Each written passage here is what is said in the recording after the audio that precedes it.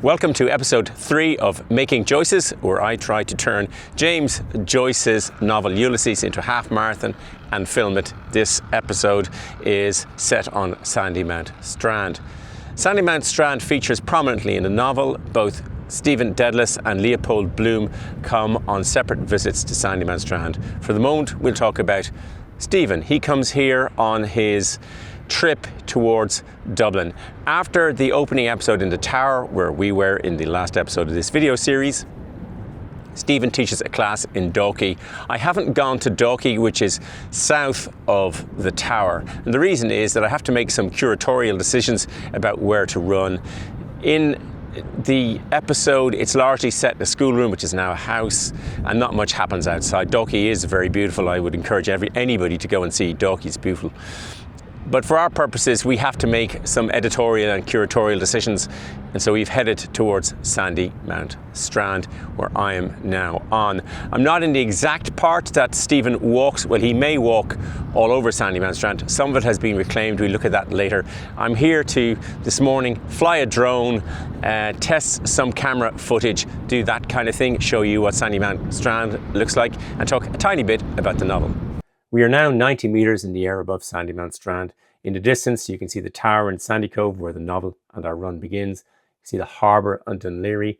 And as we pan around, you'll see Ben Howth Head in the distance, and the great south wall going out to the lighthouse.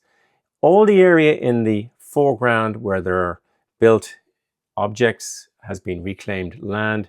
We pan around over the Strand, looking towards Sean Moore Park, where we will be later on, and then onwards into the city of Dublin. I'm flying the drone in very windy conditions. You can see when I'm making the pieces to camera just how windy it is by the wind in the background and on my t-shirt. The drone struggles. Having a drone, it means I'm not going to film the run all in one go. I'm going to do in different pieces, and I'm going to have some continuity things to try and think about. On the day the novel is set, 16th of June 1904, it's an almost cloudless sky. That would be lovely if Dublin was always like that, but it isn't always like that. But the beauty of Dublin is simply I can run down here in 10 minutes without any bother whatsoever, and you'll see it's a very popular place for people to go walking, including Stephen Dedalus. You can get all caught up in what's going on in Stephen's mind. Sometimes the easiest thing is to let the language wash over you.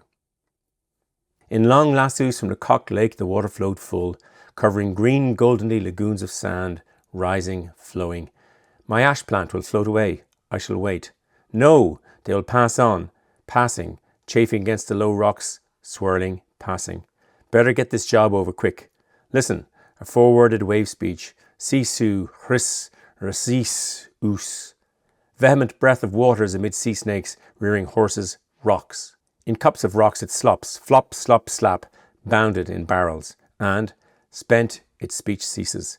It flows purling, widely flowing, floating foam pool, flower unfurling. Anne Enright, the Irish author, wrote, so apart from everything you could possibly imagine, nothing much happens in Ulysses. Paul Schwarber, in his book on a cast of characters, wrote something similar. Not much happens in Ulysses. Agreement there. A troubled young man, Stephen Dedalus, and a perky middle-aged canvasser for advertisements, Leopold Bloom, go their separate ways in Dublin and later cross paths. In the course of a day, Stephen teaches a class, debates with literati in the library, and drinks a good deal. Around midnight in the red light district, he gets himself knocked down. Bloom makes breakfast, attends Paddy Dignam's funeral, tries to place an ad for a client named Keys, tries not to think of his wife's incipient adultery, and near sunset masturbates. Eventually comes to Stephen's aid in Nighttown. They accompany each other to Bloom's home, talk for a while, and separate. At the end, Molly Bloom lies sleepless, her affair consummated, and her thoughts rushing. That's a simple overview of what's going on. Stephen Dedalus has asked in this chapter, am I walking into eternity on Sandymount Strand? The third episode in Ulysses is where a lot of first-time readers give up. I'm going to urge you not to if you haven't got past that at this stage. Just get past it, just read it. It'll become more sensible later. Ulysses benefits from rereading.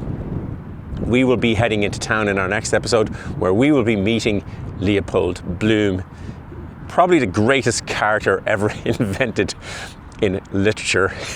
I don't say that lightly. He's an amazing character. We're going to head in. The book gets very much easier. Most of the passages with Bloom, apart from Circe later on, are fairly easy to understand what he's doing. We're going to go into town to see where he is in the novel and where he eats with relish. Well, what does he eat with relish? Well, we'll get to that in the next episode when we're heading into Eccles Street in Dublin.